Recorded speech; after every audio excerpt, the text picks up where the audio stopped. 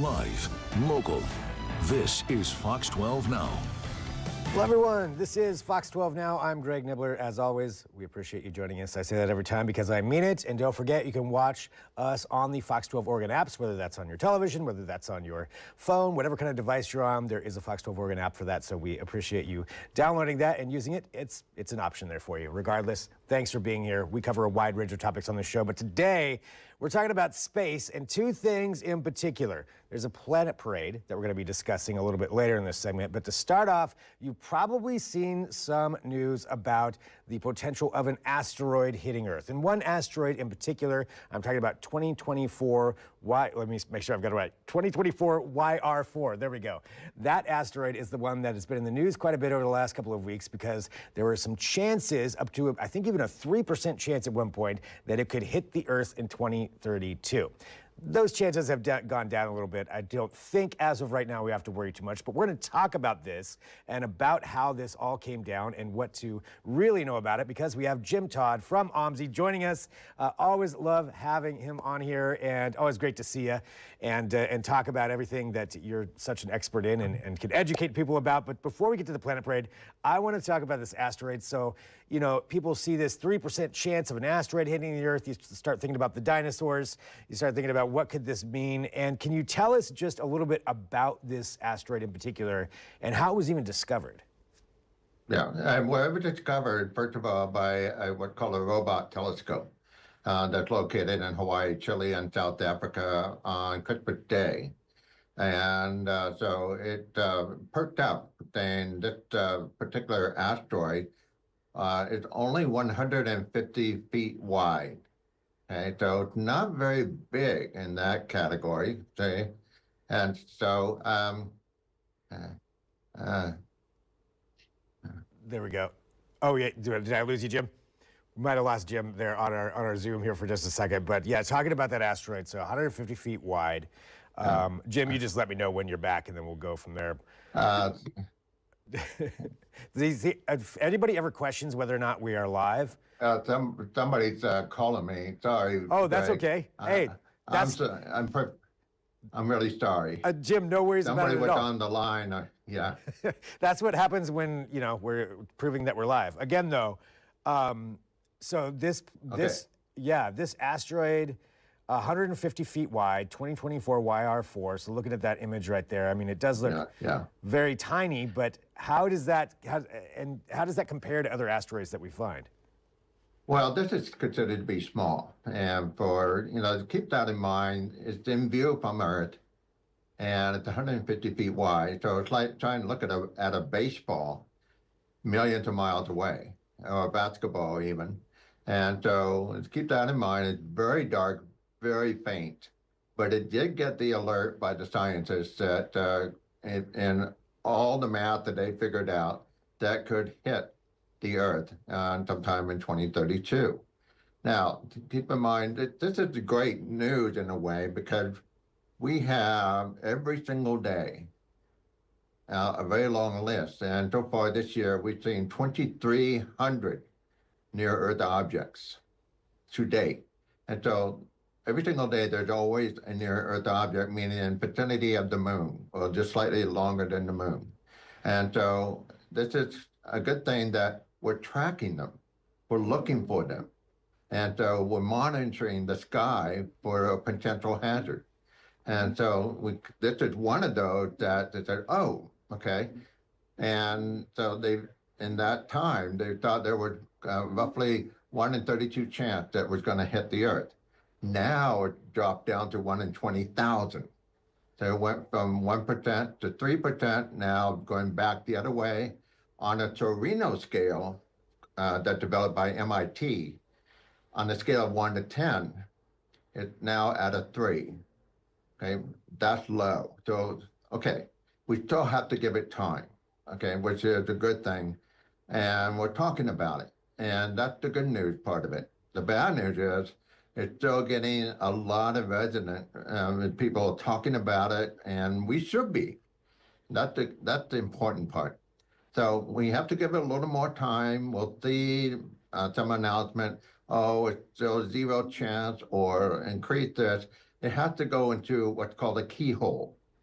A keyhole at the point where if it goes through the keyhole point, then there's a possibility that it could hit the Earth. If it misses the key point, then we have nothing to worry about. So this is a regular thing that we're seeing with the near Earth object, and we're going to continue to find them over and over.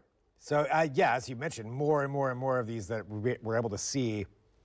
So thousands, basically, of near-Earth objects that could be coming in there. Now, with this one in particular, just because it was talked about so much, should that percentage change and it actually hit the Earth, what kind of damage can that 150-foot wide asteroid actually do?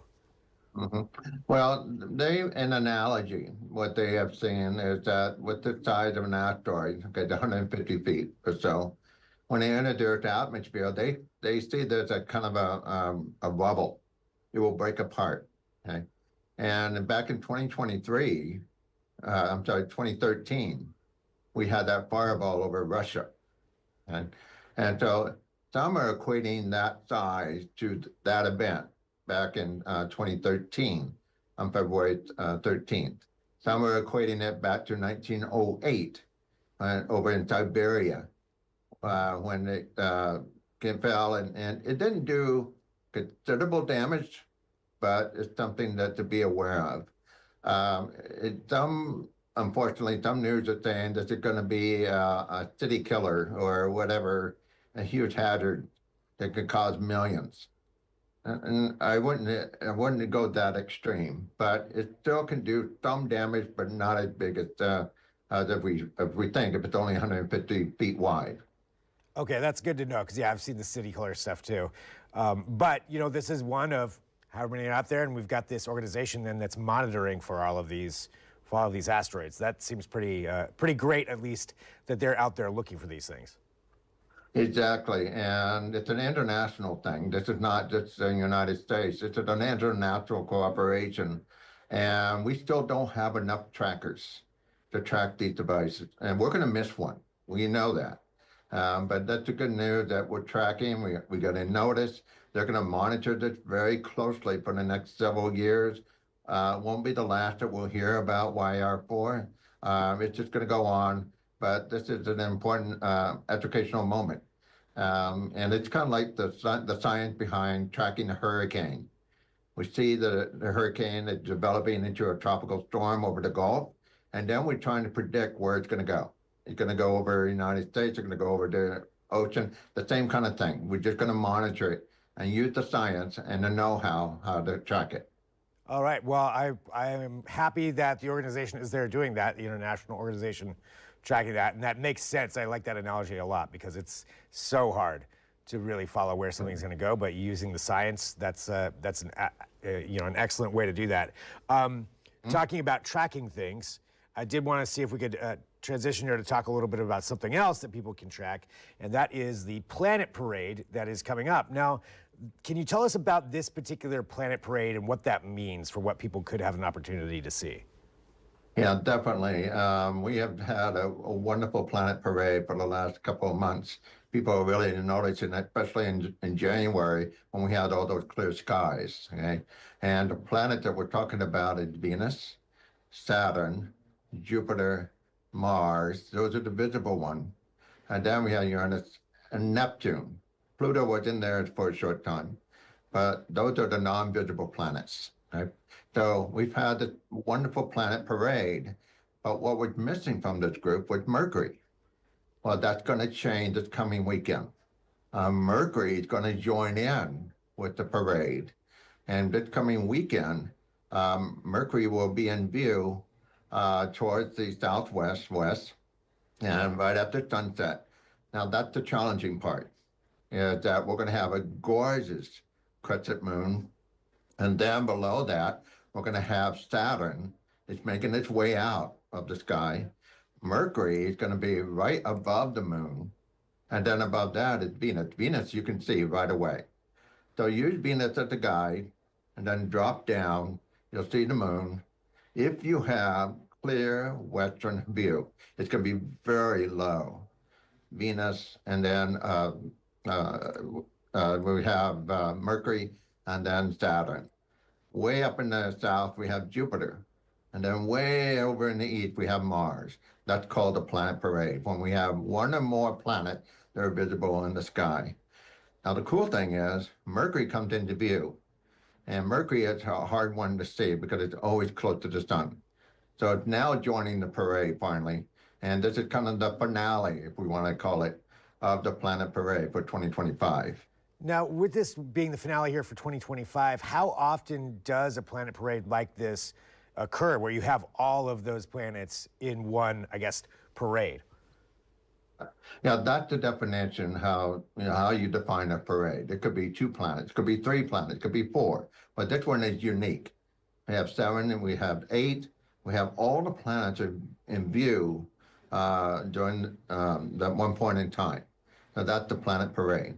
Now, how often, it depends on how many planets you're talking about. This number 7 to 8 is rare. It's very rare. 6, 5, 4, 3 is pretty common. I mean, common is that we can see the group of planets. It's all about where the Earth is in relation to the sun and where the planets are. Sometimes they're in the evening, sometimes in the morning. But this one is unique. And so, well, we see this again.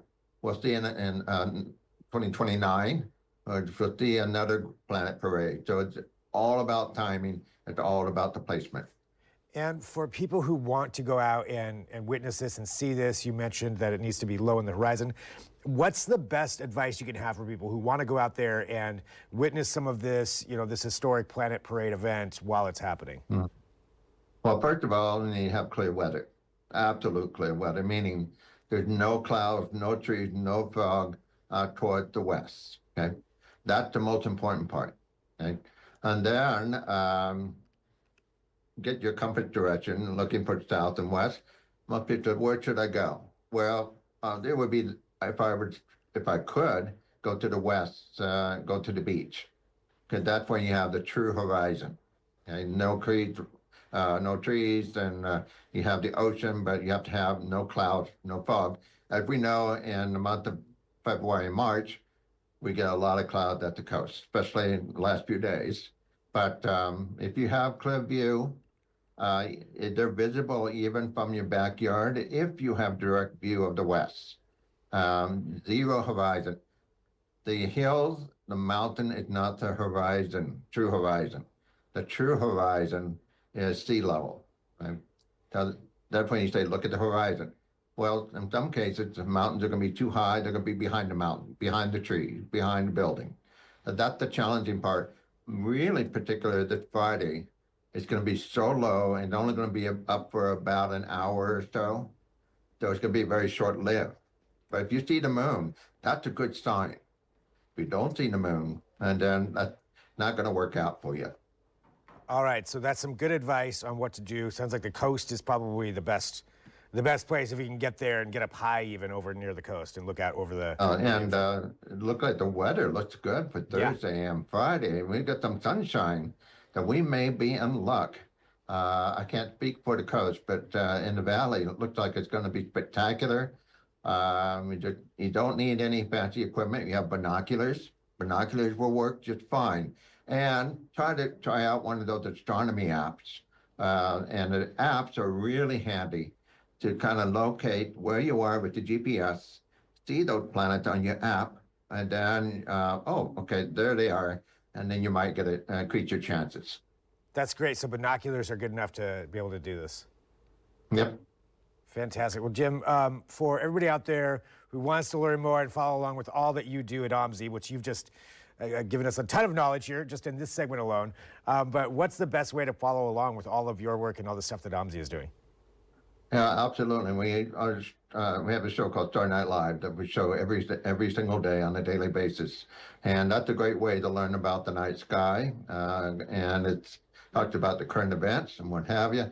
And the best part, in the planetarium, the skies are always clear, and so it's a good resource to have. Show the current location of the planets and the moon, the phase of the moon, all of that that's upcoming. We all know the days are getting longer, the nights are getting shorter. We're heading toward the equinox. That also depends, sunset's going to be about 6 p.m. And so this is where I look for the planet, look for the west. We show all of that in Star Night Live. There you go. So people can go there, learn more about it and everything else that you are doing. Jim, thank you as always for joining us here at Fox 12 Now. I always appreciate it. And we learned a lot about the asteroid and how it's being monitored and also about this planet parade coming up. And thanks for being here with us. All right, thank you very much, Greg. And thank you to everybody who is watching us. So I love segments like this because we get to go a little bit deeper into things, find out a lot more information, ask some questions, and feel free to shoot us a message as well. If you just want to send an email, fox12now@kptv.com. Maybe there's a segment you're looking for or something you want to find out more about here from the area. Feel free to reach out for that. I can see if we could do a segment on that as well and get a little bit longer form discussion there. We've got more coming up throughout the afternoon. I will be back at 2 p.m. if you're watching live, talking about Project Pabst, an upcoming concert that's going to be happening, actually a 2-day concert. It's going to be happening down on the waterfront. So that's coming up at 2 o'clock. If there's breaking news, we have that as well. So we'll be here all afternoon for you. And I will talk to you soon. I'm Greg Nibbler. This is Fox 12 Now.